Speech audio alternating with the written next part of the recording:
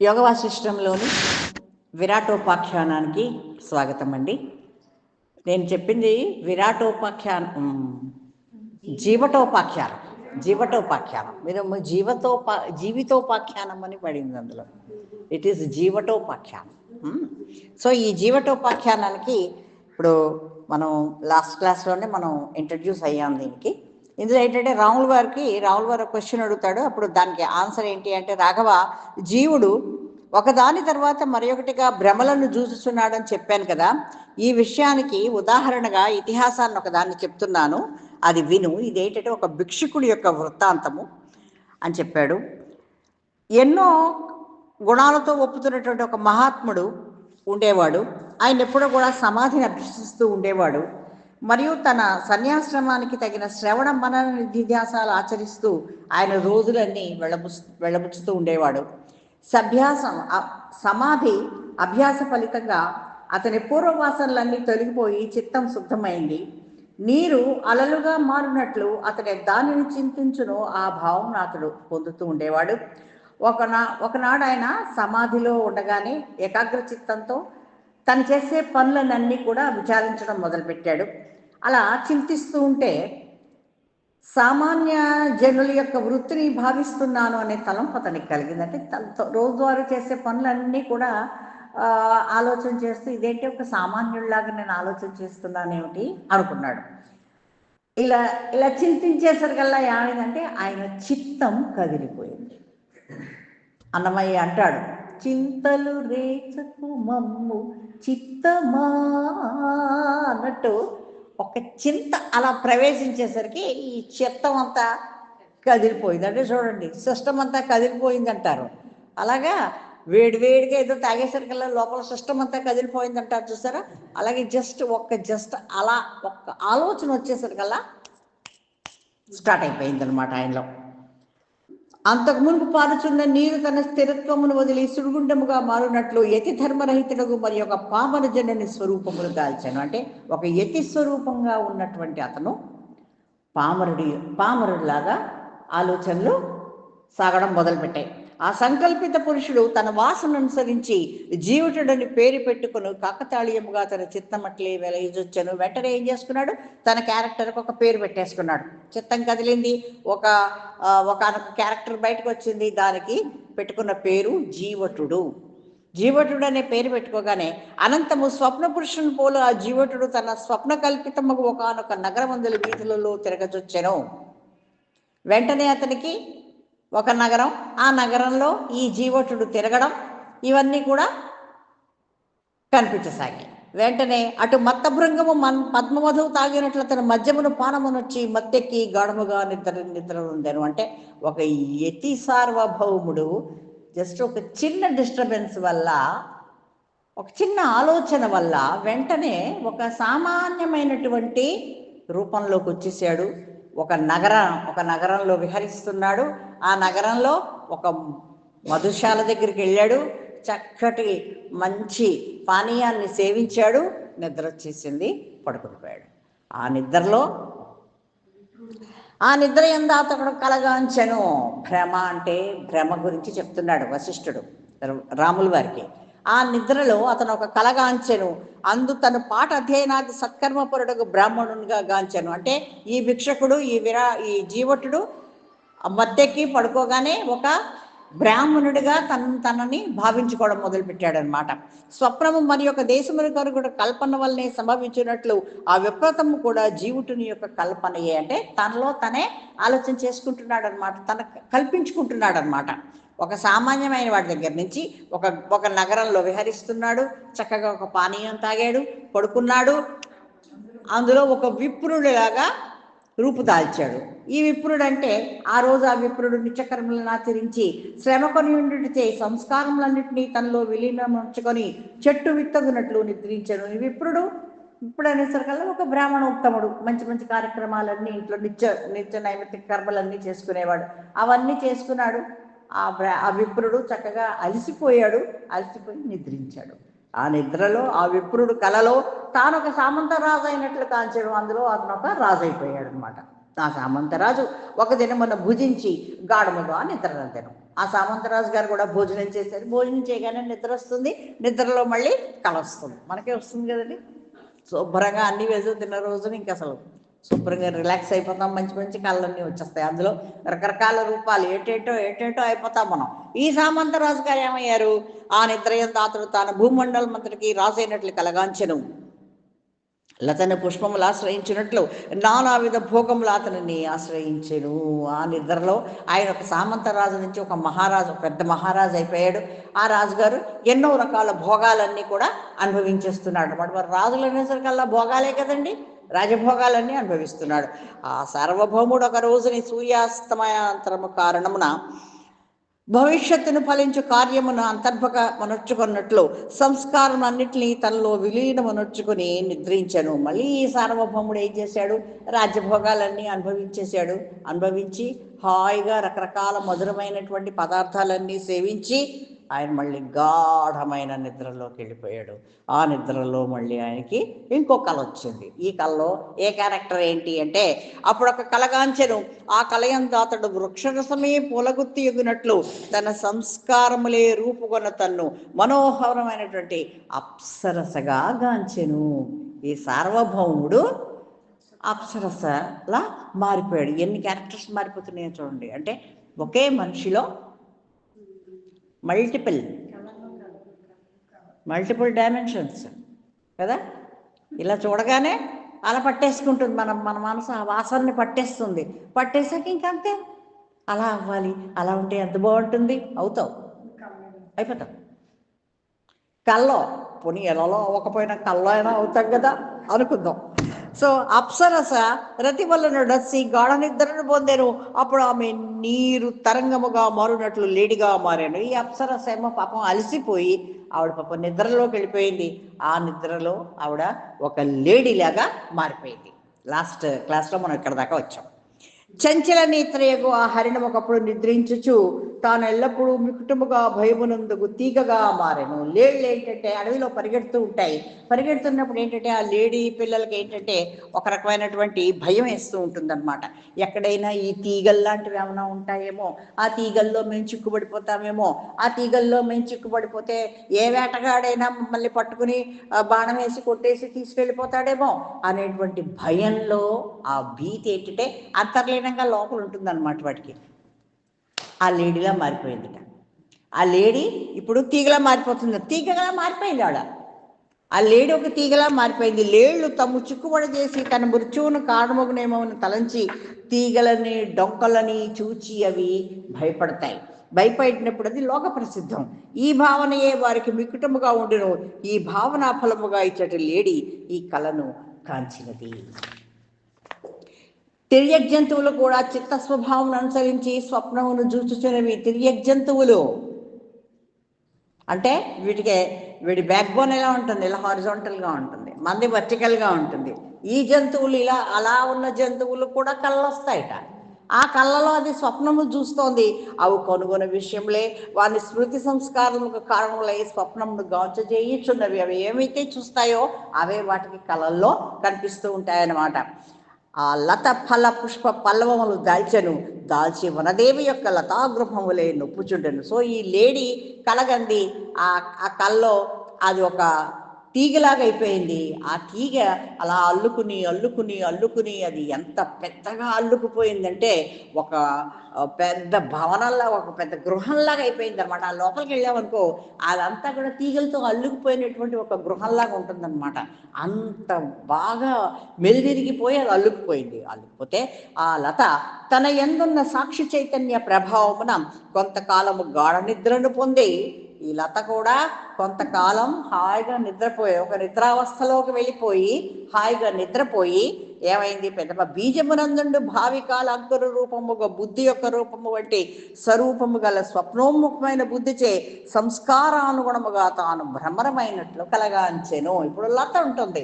లతకి అన్ని పూల తీగలన్నీ ఉంటాయి. ఆ పువ్వులన్నీ గుత్తులుగా పూసినప్పుడు ఏమవుతుంది? ఈ భ్రమరాలన్నీ చేరుతూ ఉంటాయి కదండి. సో ఈ లతలన్నీ కూడా, ఈ తీగలన్నీ కూడా ఎప్పుడు కూడా ఆ భ్రమరాలతోటి అసోసియేట్ అయి ఉంటాయి కనుక నెక్స్ట్ అది ఆ తీగ ఒక భ్రమరమైపోయి పుట్టింది. పుట్టింది, కలగంది, ఆ కల్లో ఆ రూపంలోకి మారిపోయింది, పుట్టిందని అనుకుందాం. షట్పదో విజహారాధా వనే వనలతాస్వసౌ పద్మినీషు చ పుల్లాసు తరుణీషు సవల్లభ. పెదప తుమ్మెద ప్రియుడు ప్రియురాండ్రతో విహరించినట్లు వనలతలందును వికసిత పద్మములందును విహరింపసాగాను. సో అంటే లత అలా స్టాటిక్గా ఒక పొజిషన్లో ఉంటుంది. ఆహా, నేను కూడా ఆ భ్రమణంలాగా అయిపోతే అలా అలా తిరగచ్చు కదా అనుకుంది. అయిపోయింది అంతే, కల్లో అలా అయిపోయింది. ఇప్పుడు అదేంటంటే రకరకాల పుష్పాలన్నిటినీ కూడా ఇట్ ఈస్ విజిటింగ్ అనమాట. ఒక పుష్పం నుంచి ఇంకో పుష్పానికి, ఇంకో పుష్పం నుంచి ఇంకో పుష్పానికి వెళ్ళి చక్కగా దానికి కావాల్సిన మధువునంతా కూడా అది తాగుతోంది. ప్రియురాండ్రతోటి విహరిస్తూ అది చక్కగా అన్ని రకాల మధువులు తాగుతోంది. అట్లా భ్రమరము ముత్యములు బోలు వనతల కుసుమ సంఘములు విహరించుచు ప్రియుడు ప్రియురాలు యొక్క అధర మధువు గ్రోలునట్లు పుష్పం రధువును గ్రోలేను. సో అలా రకరకాల పుష్పాల నుంచి తేనెని సంగ్రహిస్తోంది.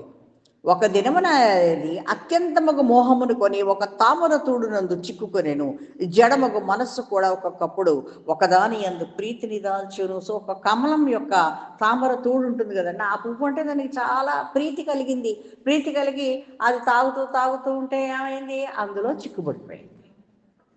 చిక్కుపోతుంది కదా, అందులో చిక్కుబడిపోయేసరికి ఏమైంది, ఒక రోజుని ఆ పద్మమును నోడ వెనుక ఏనుగా అచ్చటికి అరిగిన ఒక ఏనుగు వచ్చింది అనమాట. ఒక ఏనుగు వచ్చి ఏం చేసింది, ఆ పద్మాన్ని తన తొండంతో పీకింది.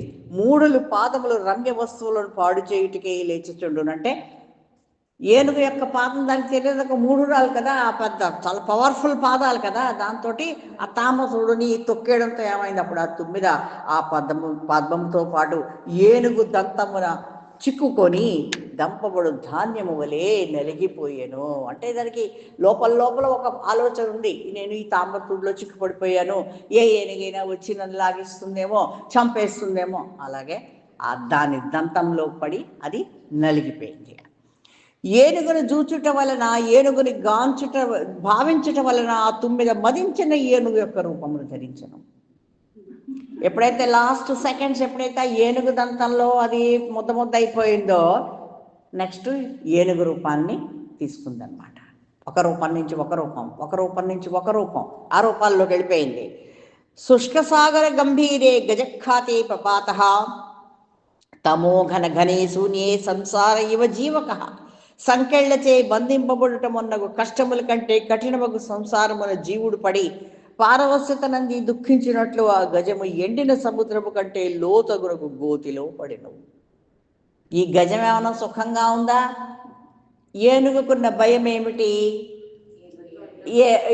ఈ వేటగాళ్ళు ఏం చేస్తారు, కందకాలన్నీ తవ్వేసి పైనన్నీ ఒక గడ్డి అంతా పరిచేస్తారు, తెలియకుండా వెళ్ళిపోయి ఏనుగు వెళ్ళిపోయి ఆ గోతిలో పడిపోతాయి. సో ఏనుగు వెళ్ళిపోయి ఆ గోతిలో పడిపోయింది. అప్పుడు ఆ ఏనుగు రాజు యొక్క ప్రబల శత్రువులను చంపి రాజపురుషులచే తీసుకొని పోబడింది. అంటే ఎప్పుడైతే ఆ ఏనుగు అందులో పడిపోయిందో, గోతిలో పడిపోయిందో, రాజభటులు వచ్చి ఆ ఏనుగుని తీసుకెళ్ళిపోయి రాజులకు అప్పచెప్పారు. రాజులకు అప్పచెప్పాక రాజులు ఏం చేస్తారు, వాళ్ళందరూ ఏం చేస్తారు, ట్రైన్ చేస్తారు కదా, యుద్ధం కోసం ట్రైన్ చేస్తారు. యుద్ధాల కోసం ట్రైన్ చేసినప్పుడు ఏమైంది, అది రాజులకు ప్రియకరమైనది, అది మదమత్తయ్యే గర్వంతో అటునిటు సంచరిస్తూ ఉందన్నమాట. రాజులు ఎప్పుడైతే దానికి ట్రైనింగ్ ఇచ్చారో, బాగా ఫుడ్ అది బాగా పెట్టారు, బాగా బలిసిపోయింది, ఆ చక్కగా అటు ఇటు మదంతో తిరుగుతుంటే వివేక వాయువుచే జీవోపాధి ఎగరగొట్టుబడినట్లు ఒకనొక రాత్రి యుద్ధమునయ్యది ఖడ్గాధ్యాయుధములచే చిన్న భిన్న మార్పబడి మరణించాను. సో ఒకనొక నాడు అంత మదమెక్కిన ఏనుగు కూడా ఒక యుద్ధంలో మరణించగానే ఏం జరిగింది, నిరంతరము తన గండస్థలమున భ్రమరములను గాంచుచుండుట వలన, అంటే ఒక రకమైనటువంటి అమృతం స్రవిస్తూ ఉంటుంది కదా, దాన్ని మద జలం అంటారు.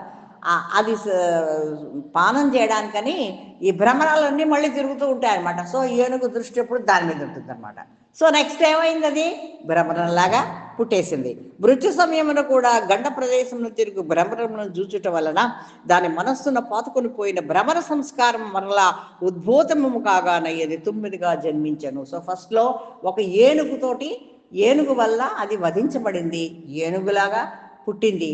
ఏనుగు తర్వాత మళ్ళా ఒక భ్రమరంలాగే మళ్ళీ జన్మించింది. నెక్స్ట్ ఆ తుమ్మెద వనలతలను సేవించుచు మరలా పద్మ సరోవరముకేగెను. మళ్ళీ వనంలో తిరుగుతోంది. ఈ పువ్వు నుంచి ఆ పువ్వుకి, ఆ పువ్వు నుంచి ఈ పువ్వుకి తిరుగుతూ ఎక్కడికి వెళ్ళింది?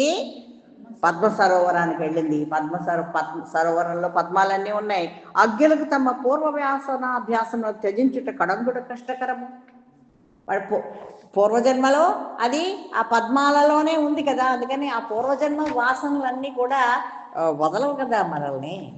ఒక చోటుకి వెళ్ళాం, కింద జన్మలో ఎక్కడికో వెళ్ళాం, ఈ జన్మలో కూడా నీ మనసు పీకుతూ ఉంటుంది అక్కడికే వెళ్ళాలి అని అంటే నాకు చాలా ఇష్టం. ఎందుకు ఇష్టమో నీకే తెలియదు.